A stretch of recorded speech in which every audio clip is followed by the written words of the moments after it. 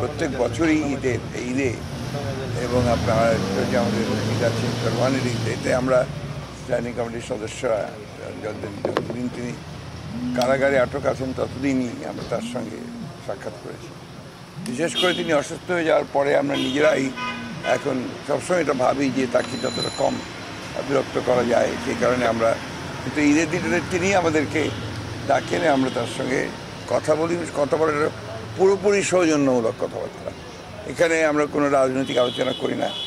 তিনি তো একটা রাজনৈতিক ব্যক্তি, রাজনৈতিক পার্সন, এবং তিনি এই দলের চেয়ারপারসন এবং আমাদের দেশনেত্রী।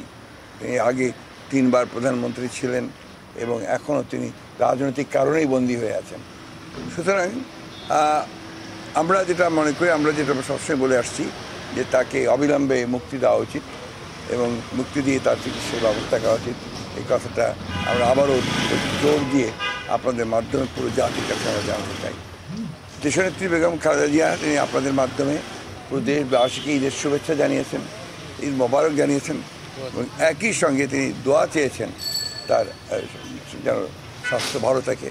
আর আমরা উনি সেই সাথে এটাও বলেছেন যে তিনি জনগণের কল্যাণের জন্যই তিনি রাজনীতি করেছেন, রাষ্ট্রের কল্যাণের জন্য তিনি রাজনীতি করছেন এবং এখন যে তিনি অসুস্থ অবস্থায়, বন্দি অবস্থায় বলা যেতে পারে যে আছেন, সেটা তো আপনার রাজনীতির কারণেই আছেন।